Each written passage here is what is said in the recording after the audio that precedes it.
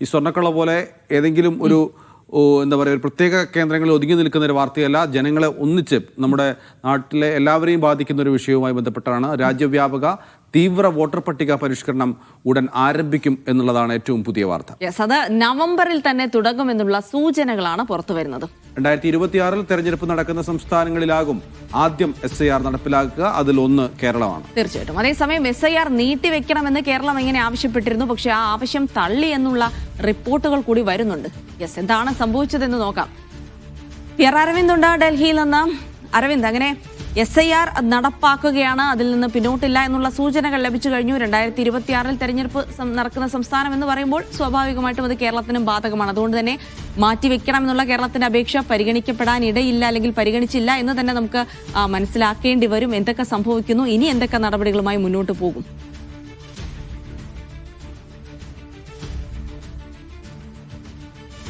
Jilsy, SIR മുന്നൊരുക്കങ്ങൾ വിലയിരുത്താൻ വേണ്ടി തെരഞ്ഞെടുപ്പ് കമ്മീഷന്റെ ഒരു യോഗം ഡൽഹിയിൽ പുരോഗമിക്കുകയാണ്. വിവിധ സംസ്ഥാനങ്ങളിലെയും കേന്ദ്രഭരണ പ്രദേശങ്ങളിലെയും മുഖ്യ തെരഞ്ഞെടുപ്പ് ഓഫീസർമാർ ഈ യോഗത്തിൽ പങ്കെടുക്കുന്നുണ്ട്. ഇന്ന് ഉച്ചവരെയാണ് ഈ യോഗമുള്ളത്. ആ യോഗത്തിലെ ചില വിവരങ്ങളാണ് ഇപ്പോൾ പുറത്തു വന്നിരിക്കുന്നത്. അതായത് നവംബർ ആദ്യവാരം തന്നെ രാജ്യവ്യാപകമായി തീവ്ര വോട്ടർ പട്ടിക പരിഷ്കരണം ആരംഭിക്കുമെന്നതാണ് ഇപ്പോൾ വ്യക്തമാക്കിയിരിക്കുന്നത്. നേരത്തെ തന്നെ ബീഹാറിൽ വോട്ടർ പട്ടിക തീവ്ര പരിഷ്കരണം ആരംഭിച്ചിരുന്നു. പിന്നാലെ വലിയ പ്രതിഷേധമാണ് രാജ്യവ്യാപകമായി അരങ്ങേറുകയും, പക്ഷേ അത് കൃത്യമായി തന്നെ തെരഞ്ഞെടുപ്പ് കമ്മീഷൻ നടപ്പിലാക്കി. ഏകദേശം 47 ലക്ഷം വോട്ടർമാരുടെ കുറവായിരുന്നു അന്തിമ വോട്ടർ പട്ടിക വന്നപ്പോൾ ബീഹാറിലുണ്ടായത്.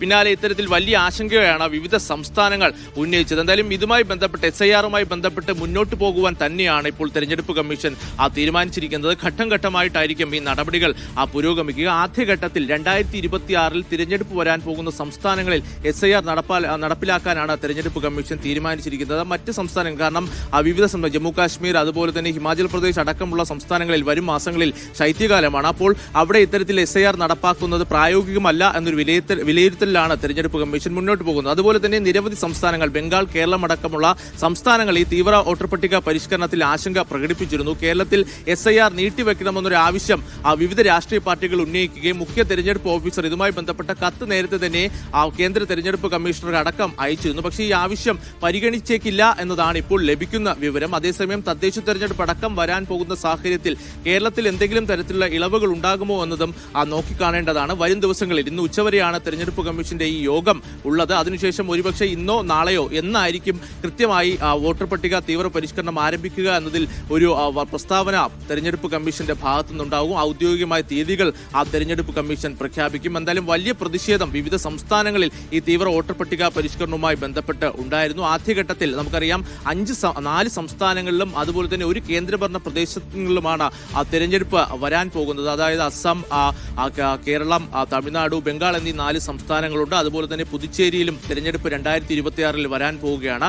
അതിനു മുൻപായി തന്നെ ഈ തീവ്ര വോട്ടർ പട്ടിക പരിഷ്കരണം പൂർത്തിയാക്കുവാൻ തന്നെ ഇപ്പോൾ തെരഞ്ഞെടുപ്പ് കമ്മീഷൻ തീരുമാനിച്ചിരിക്കുന്നു. അതുപോലെ തന്നെ നേരത്തെ ബീഹാറിൽ എങ്ങനെയാണോ, ഏതൊക്കെ തിരിച്ചറിയൽ രേഖകളാണോ സ്വീകരിച്ചത്, അതേ തിരിച്ചറിയൽ രേഖകൾ തന്നെ ഈ ബീഹാർ തീവ്ര വോട്ടർ പട്ടിക പരിഷ്കരണത്തിനും സ്വീകരിക്കാമെന്നതാണ് ഇപ്പോൾ നിലവിൽ തീരുമാനിച്ചിരിക്കുന്നത്.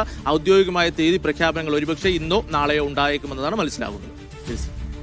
ശരി, അരവിന്ദാണ് വിവരങ്ങൾ നൽകിയത്. അങ്ങനെ രാജ്യം തീവ്ര വോട്ടർ പട്ടിക പരിഷ്കരണത്തിലേക്ക് കടക്കുമ്പോൾ ആശങ്കകളുണ്ട് ഒരുപാട്. കാരണം ഈ വോട്ടർ പട്ടികയുമായി ബന്ധപ്പെട്ട് പലതരത്തിലുള്ള പരാതികളൊക്കെ ഉയർന്നു വന്നിട്ടുണ്ടല്ലേ? അല്ല, കേരളത്തെ സംബന്ധിച്ചിടത്തോളം ഈ SIR നടപ്പിലാക്കുക വലിയ പ്രയാസകരമായ കാര്യമാണ്. കാരണം തദ്ദേശ തെരഞ്ഞെടുപ്പ് വരുന്നു എന്നുള്ളതാണ് പ്രധാനപ്പെട്ട കാര്യം. തദ്ദേശ തെരഞ്ഞെടുപ്പിന് നടക്കുന്നു, അതിനുശേഷം നിയമസഭാ തെരഞ്ഞെടുപ്പ് വരുന്നു. അതിനിടയ്ക്ക് ഈ വോട്ടർ പട്ടിക പരിഷ്കരണം നടത്തുക എന്നുള്ളത് വലിയ പ്രയത്നമാണ് എന്ന് തന്നെ മുഖ്യ തെരഞ്ഞെടുപ്പ് ഓഫീസറും അതോടൊപ്പം തന്നെ സംസ്ഥാന തെരഞ്ഞെടുപ്പ് കമ്മീഷണറും ഒക്കെ പറയുകയും ഉണ്ടായിട്ടുണ്ട്. പക്ഷെ അത് പരിഗണിക്കുന്നില്ല എന്നുള്ള സൂചനയാണ് ഇപ്പോൾ ലഭിച്ചുകൊണ്ടിരിക്കുന്നത്. സമയമുണ്ടോ ഇതൊക്കെ ചെയ്യാനാണെങ്കിൽ തന്നെ? അത്രയും സമയമേ നമുക്ക് മുൻപിലുള്ളൂ. അപ്പോൾ എന്തൊക്കെയാണ് ഇനി സംഭവിക്കുക? എന്തായാലും കേരളത്തിന്റെ ആവശ്യം പരിഗണിക്കപ്പെടാനിടയില്ല എന്നുള്ള റിപ്പോർട്ടുകൾ തന്നെയാണ് അവിടെ നിന്ന് വരുന്നത്.